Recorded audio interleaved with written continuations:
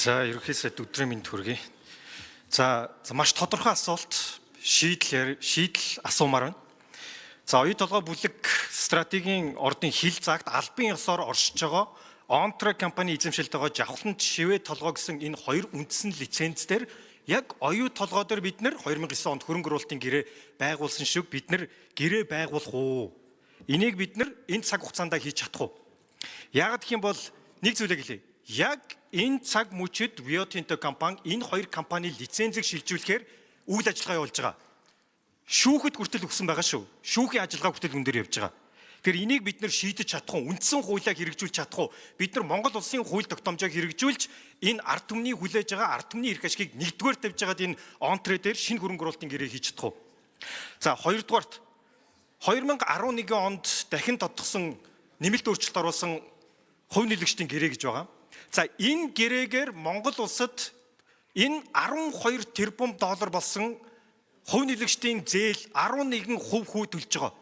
Энийг бид нэр дахин авч хилцэх гэрээний эрх нь байгаад байна. Энэ эрх нь дуусахад бид нэр 100 гаруй хүрэхгүй хоног л үлдсэн байна. Тэгэхээр энэ гэрээний эрхээ хэрэгжүүлж гэрээний хугацаанд нь бид нэр хүүгээ бууруулж чадах уу? Хүүгээ зах зээлийн зарчимд нийлүүлэн зохистой бууруулж чадах уу гэж асуух гэдэг.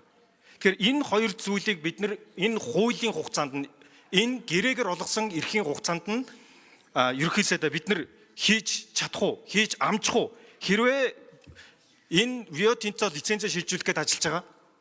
Энэ хоёр лиценз өнөөдөр шилжих юм бол улсын их хурлын бүрэн эрхийг давж засгийн газартаа гэрээ хилцээр хийхгүйгээр шилжих гэдэг юм. Хэрвээ ингэж шилжих юм бол хин хариуцлага хүлээх юм. Энэ дээр ард түмэнд бид нар ямар хариулт өгөх юм?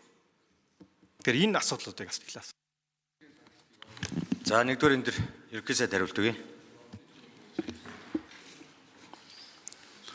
За Батбаяр Нөлгшөө ер нь өөрөө асуугаад өөрөө та хариулчлаа. Та өөрөө ажлын хэсэг ахалж байгаа юм шүү дээ. Засгийн газар орж болохгүйгээд ажлын хэсэг ахлаа явж байгаа юм. Та манай өрөөнд дуулцсан. Би танд маш тодорхой байр суурь илэрхийлсэн. Хамгийн сайн мэдж байгаа миний байр суурийг. Бид үндсэн хуулиар хэрэгжүүлэх ёстой. Энэ дондор байгаа хүүгийн зардлыг яаж бууруулах вэ? Би яаж ажиллаж байсан? Хүүгийн зардлаас энэ өрчин үсэт байна. 34% эзэмшиж байгаа нэртэй боловч ногдлол шиг авахгүй. Ягаад гэвэл хүүгийн зардал менежментийн төлбөрөөр нийт хийгээд байна. Лайбер нэмэх нь 6.5% аваад байна. Энэ дээр ажил. Бас нийтэд ярьж болохгүй асуудал байна. Хилцээр яриа стратеги энэ дээр мэтгэлцээ хэдий чухал боловч гар урав чанцуу дотроо гэж 3 дахь читгээдээ задлаад байхгүй. Өнөөдөр арбитрийн шүүх хурал явж байгааг та маш сайн мэдж байгаа. Бид нар давуу байдалтай явж байгааг маш сайн мэдж байгаа. Энэ бүхэн маань бидний яриа хэлцээрийн стратегид нөлөөлөх учраас би улсын их хурлын ажиллаж байхдаа улсын их хурлын 103 дугаар тогтоолоор энэ үүргүүдийг чинь тодорхой өгөгдөөд Дубайн гэрээнээс ахуулаад тодорхой чиглэлүүдийг гаргаад ажиллаж байгаа. Тийм учраас энэ дид ажлын хэсгийн хүрээнд болон ажлын хэсгийн хүрээнд явж байгаа энэ асуудлуудыг бид онцгой анхаарч ажиллах хэрэгтэй. Энэ чиглэлээр бас манай сангийн сайтаар ахлуулсан ажлын хэсэг байгуулагдаж байгаа. Сангийн сайд тодорхой мэдээлэл. За сангийн сайд 3 дугаар энэ дээрээс нэмэлт хариулт өгье. Батбаяр Нөлгшөөний асуулт нэмэлт мэдээлэл өгье. За сая ерөнхий сайд их тодорхой хэллээ. Бид удахгүй хилцээрд орно. Тийм учраас тактикаа хараад бид нар ярьж болох юм байна, ярьж болохгүй зүйлүүд байна. За ярьж болох 3 зүйлийг хэлье. Одоо хэмжих нэгжээр бид нар софтвер дээр нэмэх 6.5-ыг хүүг төлж байгаа. 18 оноос хойш. За энэ хооронд бид 6 тэрбум төгрөгийн үндсэн өрөн дээр 5 тэрбум төгрөгийн хүү бодогдоод 11 тэрбум болцсон байна. За софтвер дээр нэмэх нь 6.5 гэдэг бол өнөөдөр манай засгийн газрын үнэлгээ софтвер дээр нэмэх нь 2.3 байгаа. Өнөөдрийн манай эрсдлийн үнэлгээс 3 дахин илүү үнэтэй хүү төлөд байгаа. За энийг буулгана. За буулгах бид гол төлхөөрөө атгагдсан байгаа. 18 онтой харьцуулах юм бол бид зээлч зэрэглэлээ 12 оны жилийн өмнө авч байсан хамгийн өндөр зэг дээр аваач чадсан өнгөрсөн жил.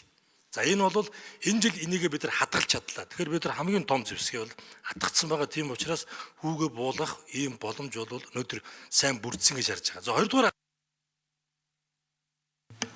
За тодруулах 1 минут.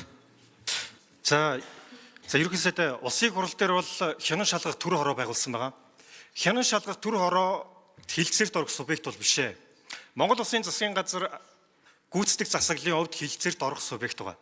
Тэгэхээр хянан шалгалт төр хороо бол энэ 16 жилийн туршид юу болж өнгөрсөн, ямар эсвэлтгүү гарсан, яаж хоошилсан энэ асуудлыг бид нар ард түмэнд нээлттэй сонсголоор тайлагнах үүрэгтэй юм аа. Энэ гулийг та өөрөө баталсан хүн сайн мэдж байгаа.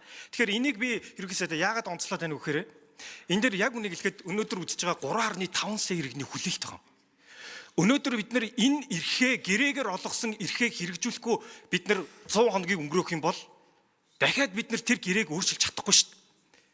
Тэр гэрээгээр өнгөрчих юм бол Rio Tinto уучлаарай хугацаа дууссан байна гэж хэлэх эрхтэй болох гэдэг юм ба. Тэгэхээр энэ дээр ямар нэгэн шийдлийг бид нар заавал гаргах ёстой гэдгийг л олон нийт ард түмэн 3.5 сая иргэн харж байгаа шүү. Тэгэхээр энэ дээр та амлалтаа өгч чин сэтгэлээсээ өгсмээр.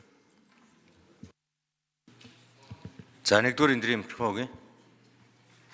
За оюутлогын асуудлаар бид 3 ажлын хэсэг байгуулж ажиллаж байгаа. Хүүгийн зохистой төвчний хадгалах асуудлаар сангийн сайд, за уул уурхай үнд үйлдвэрийн сайд бас онтрэтэй холбоотой, лицензтэй холбоотой асуудлуудаар ер нь бид Монгол улсын эрх ашигын үүднээс ажиллах ёстой шүү. Хоорондоо улс төрийн ашиг хонжоогож ярих ёсгүй энэ асуудлууд. Энэ Монгол улсын 3.5 сая хүний эрх ашигын асуудал.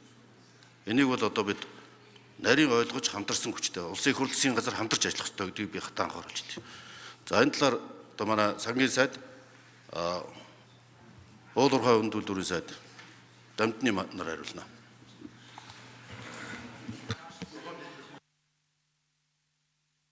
Харин тийм. Одоо хариулах дэггүй болчлоо. Чухлан сайд. За Чимбатрын анар гишүүн асуулт асууя.